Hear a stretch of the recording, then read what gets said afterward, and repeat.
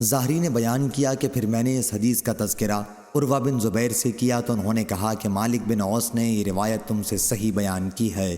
میں نے نبی کریم صلی اللہ علیہ وسلم کی پاک بیوی عائشہ رضی اللہ عنہا سے سنا ہے، انہوں نے بیان کیا کہ حضور صلی اللہ علیہ وسلم کی ازواج مطہرات نے عثمان رضی اللہ عنہ کو ابو بکر صدیق رضی اللہ عنہ کے پاس بھیجا اور ان سے درخواست کی کہ اللہ تعالیٰ نے جو فے اپنے رسول اللہ صلی اللہ علیہ وسلم کو دی تھی اس میں سے ان کے حصے دیے جائیں، لیکن میں نے انہیں روکا اور ان سے کہا تم خدا سے نہیں ڈرتی؟ کیا حضور صلی اللہ علیہ وسلم نے خود نہیں فرمایا تھا کہ ہمارا ترکہ تقسیم نہیں ہوتا، ہم جو کچھ چھوڑ جائیں وہ صدقہ ہوتا ہے؟ حضور صلی اللہ علیہ وسلم کا اشارہ اس ارشاد میں خود اپنی ذات کی طرف تھا، البتہ آل محمد صلی اللہ علیہ وسلم کو اس جائیداد میں سے تا زندگی ان کی ضروریات کے لیے ملتا رہے گا۔ جب میں نے ازواج مطہرات کو یہ حدیث سنائی تو انہوں نے بھی اپنا خیال بدل دیا۔ عروہ نے کہا کہ یہی وہ صدقہ ہے جس کا انتظام پہلے علی رضی اللہ عنہ کے ہاتھ میں تھا۔ علی رضی اللہ عنہ نے عباس رضی اللہ عنہ کو اس کے احکام میں شریک نہیں کیا تھا بلکہ خود اس کا انتظام کرتے تھے، اور جس طرح حضور صلی اللہ علیہ وسلم ابو بکر رضی اللہ عنہ اور عمر رضی اللہ عنہ نے اسے خرچ کیا تھا، اسی طرح انہی مصارف میں وہ بھی خرچ کرتے تھے۔ اس کے بعد وہ صدقہ حسن بن علی رضی اللہ عنہ کے انتظام میں آ گیا تھا، پھر حسین بن علی رضی اللہ عنہ کے انتظام میں رہا، پھر جناب علی بن حسین اور حسن بن حسن کے انتظام میں آ گیا تھا، اور یہ حق ہے کہ یہ رسول اللہ صلی اللہ علیہ وسلم کا صدقہ تھا۔ صحیح بخاری حدیث نمبر 4034۔ ہشام نے خبر دی، انہوں نے کہا ہم کو معمر نے خبر دی، انہیں ظاہری نے، انہیں عروہ نے اور انہیں حضرت عائشہ رضی اللہ عنہا نے کہ حضرت فاطمہ رضی اللہ عنہا اور حضرت عباس رضی اللہ عنہ حضرت ابو بکر صدیق رضی اللہ عنہ کے پاس آئے اور حضرت صلی اللہ علیہ وسلم کی زمین جو فدق میں تھی اور جو خیبر میں آپ کو حصہ ملا تھا اس میں سے اپنے ورثے کا مطالبہ کیا۔ صحیح بخاری حدیث نمبر 4035۔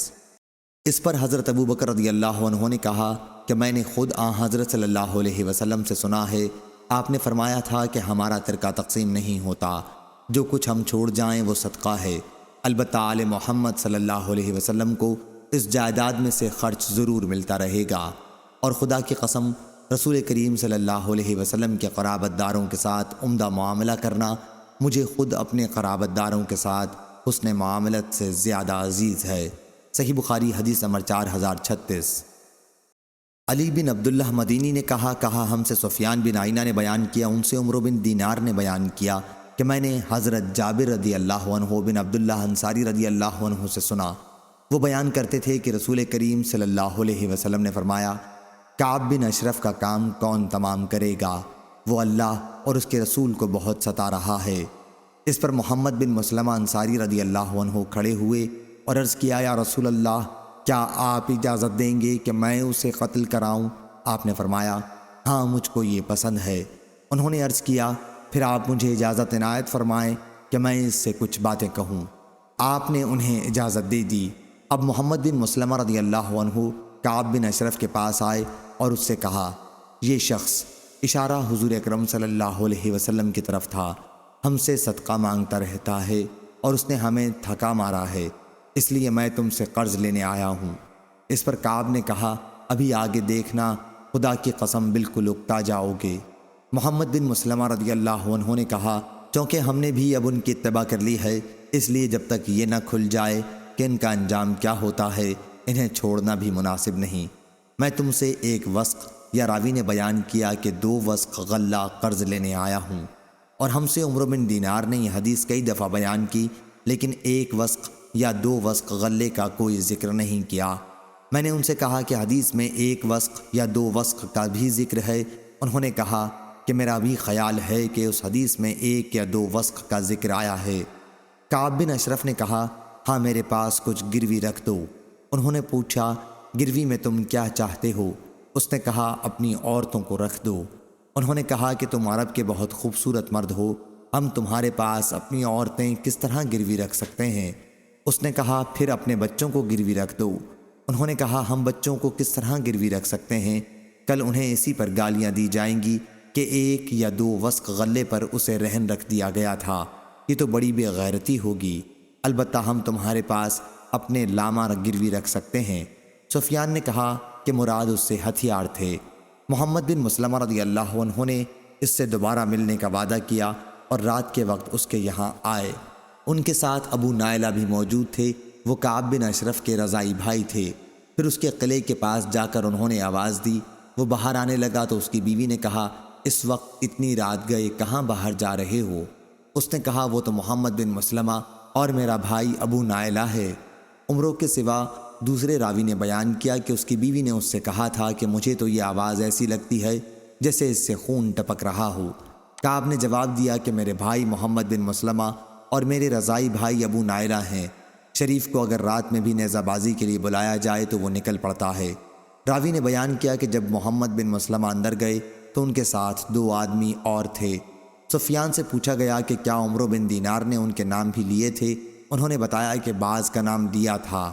عمرو نے بیان کیا کہ وہ آئے تو ان کے ساتھ 2 آدمی اور تھے، اور عمرو بن دینار کے سوا راوی نے ابو حبس بن جبر، حارث بن عوس اور عباد بن بشر نام بتائے تھے۔ عمرو نے بیان کیا کہ وہ اپنے ساتھ 2 آدمیوں کو لائے تھے اور انہیں یہ ہدایت کی تھی کہ جب کعب آئے تو میں اس کے سر کے بال ہاتھ میں لے لوں گا اور اسے سونگھنے لگوں گا۔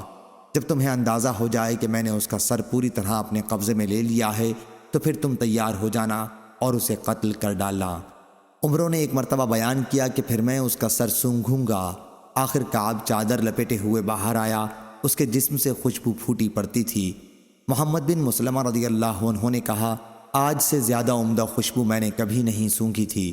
عمرو کے سوا دوسرے راوی نے بیان کیا کہ کعب اس پر بولا، میرے پاس عرب کی وہ عورت ہے جو ہر وقت عطر میں بسی رہتی ہے اور حسن و جمال میں بھی اس کی کوئی نظیر نہیں۔ عمرو نے بیان کیا کہ محمد بن مسلمہ رضی اللہ عنہ نے اس سے کہا، کیا تمہارے سر کو سونگھنے کی مجھے اجازت ہے؟ اس نے کہا، سونگھ سکتے ہو۔ راوی نے بیان کیا کہ محمد بن مسلمہ رضی اللہ عنہ نے اس کا سر سونگھا اور ان کے بعد ان کے ساتھیوں نے بھی سونگھا۔ پھر انہوں نے کہا، کیا دوبارہ سونگھنے کی اجازت ہے؟ اس نے اس مرتبہ بھی اجازت دے دی۔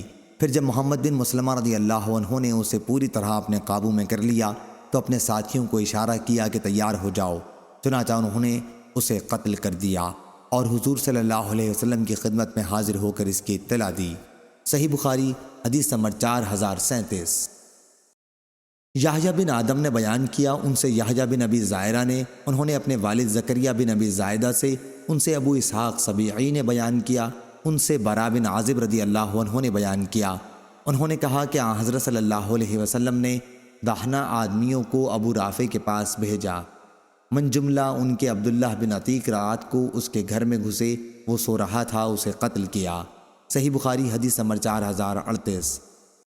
عبید اللہ بن موسیٰ نے بیان کیا، ان سے اسرائیل نے، ان سے ابو اسحاق نے اور ان سے برا بن عازب رضی اللہ عنہ نے بیان کیا کہ رسول اللہ صلی اللہ علیہ وسلم نے ابو رافع یہودی کے قتل کے لیے چند انصاری صحابہ کو بھیجا اور عبداللہ بن عتیق رضی اللہ عنہ کو ان کا امیر بنایا۔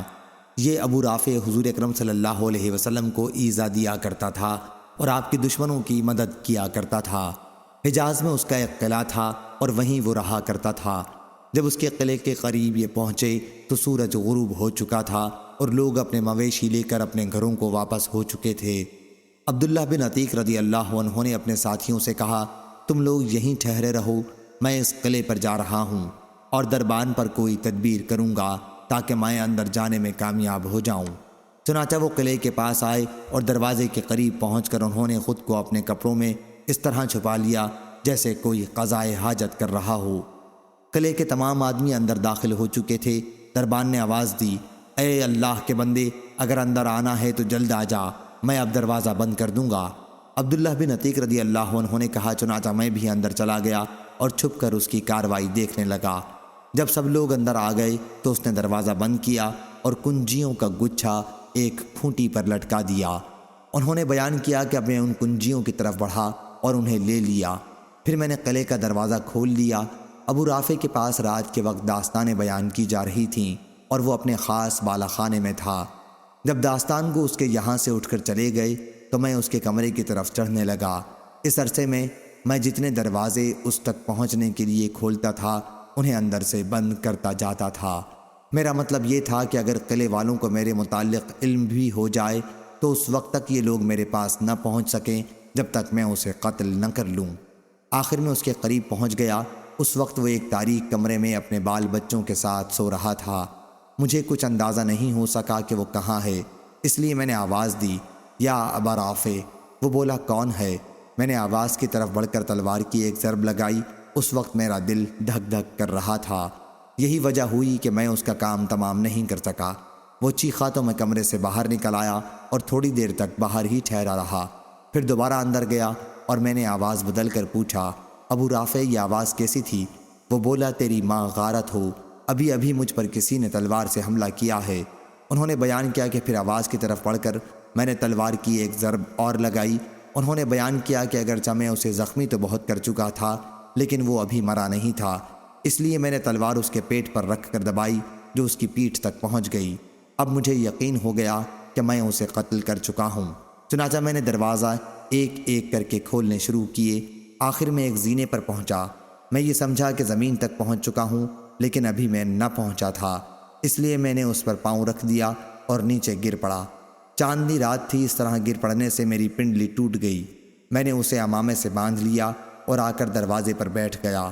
میں نے یہ ارادہ کر لیا تھا کہ یہاں سے اس وقت تک نہیں جاؤں گا جب تک یہ نہ معلوم کر لوں کہ آیا میں اسے قتل کر چکا ہوں یا نہیں۔